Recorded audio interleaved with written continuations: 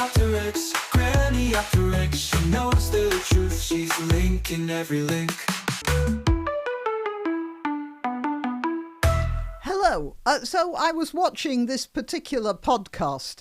Brendan O'Neill was talking to Miriam Cates, and Miriam Cates obviously is very well connected, going back quite a while. Apparently one of her direct ancestors was in the same fleet as a commander as Horatio Lord Nelson. So, obviously she goes way back. And she made this comment.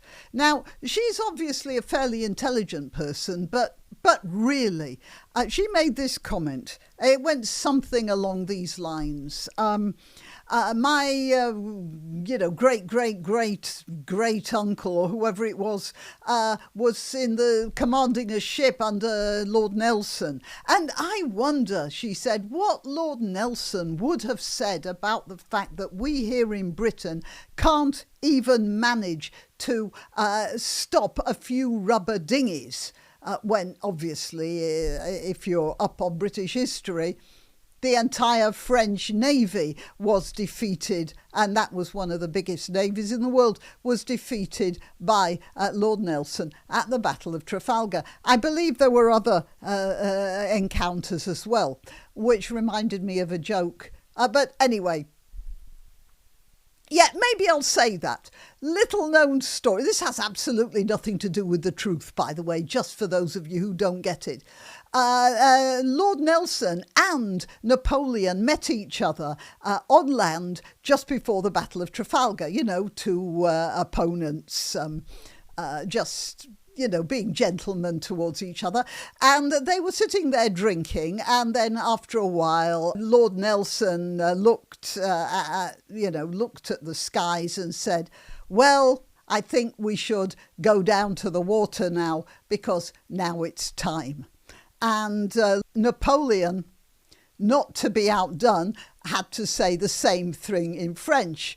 So he lifted his glass and said, Allô, c'est l'heure. Okay, if you don't speak French, you won't get that. All right, let's carry on with this. So what Miriam Cates said was that Lord Nelson would have been quite sniffy about the fact that the Brits couldn't stop a couple of rubber dinghies. But, that was really a dumb thing to say. You see, the problem is this. Lord Nelson could sink a lot of French ships because there wasn't any Instagram or Snapchat at the time. There wasn't going to be any circulating short clips of desperate French sailors sinking beneath the waves. There wasn't going to be any bloodied bodies half hanging over bits of wreckage. None of that stuff. And that's the problem. We are in an age when we get clips which are actually out of context in many occasions, but tug at our heartstrings nonetheless. For instance, and I keep going back to Gaza because that's the big Snapchat and TikTok circulation of the age now. There are very few Snapchats and TikToks about what's going on in Sudan, for instance. There were very few about what was going on in Syria a few years ago. Now, but, you'll see a picture of a 14-year-old lad lying, having been shot or something like that. And this is because the horrible Israelis shoot kids for fun, apparently. And then it turns out that 14-year-old kid was going at some soldiers with a machine gun, having been told that by doing so he will get to paradise straight away, and furthermore bring 70 members of his own family to paradise as well, even though they may have sinned egregiously in the honestly, that is the form of belief that kids like that are fed. That is, you go to heaven. You see, in Muslim religious system.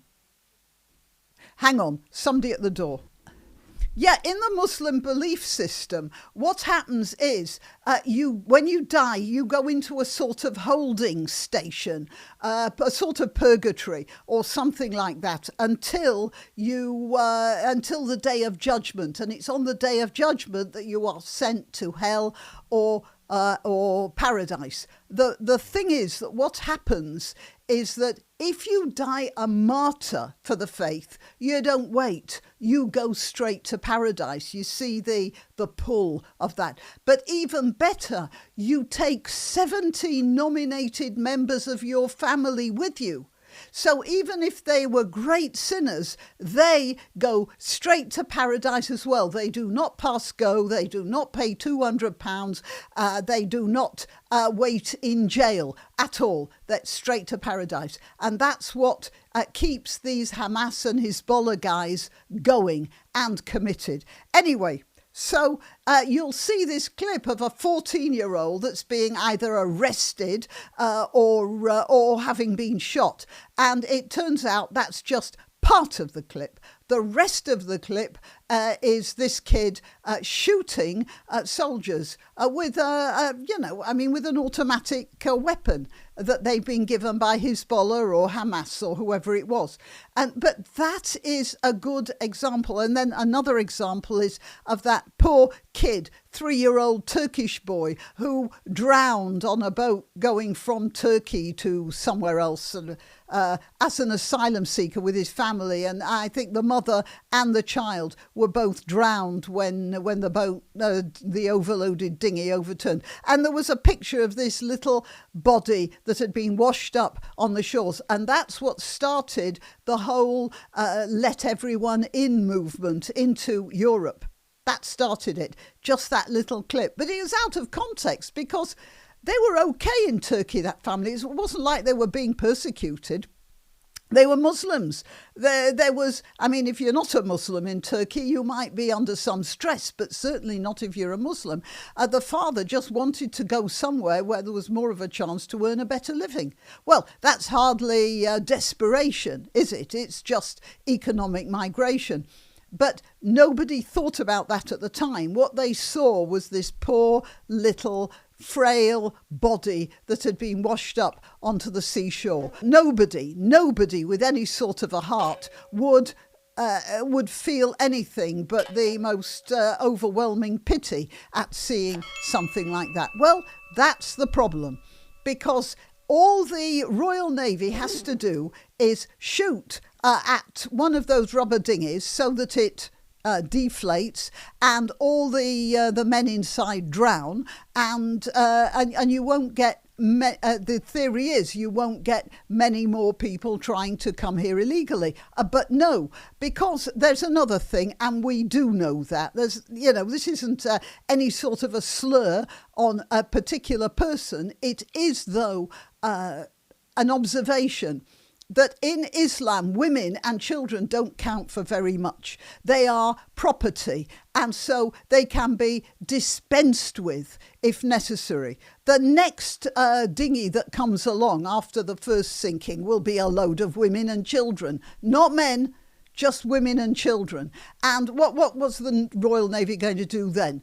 Sink that? Well, if they do, that Snapchat's going to be all over the world in 10 minutes, because there will be other people on another dinghy videoing it, for sure. And that's the problem. Now, I'm not excusing the government. There are other ways of turning these boats around, but to start calling Lord Nelson into this and saying how powerless we are and how Lord Nelson would be spinning in his grave or even swimming in his grave, that's entirely wrong. We are in a different situation now, and that's the problem. And so, we have to. My theory is that it would be a good idea to get these people and tow them to some uninhabited island. I mean, this is an archipelago here, the British Isles. There are many islands that have maybe one or two crofters living on them. That's it. Unfortunately for the crofters, they will probably have to be moved out for their own safety.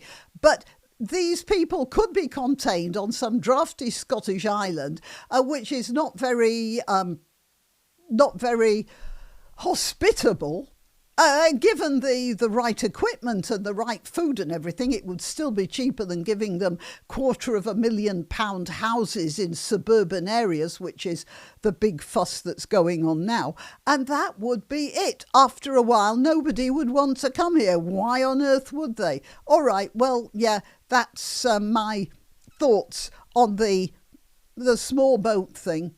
And I'd be interested to hear what your solution we might find that doesn't involve bad vibes on Snapchat and TikTok.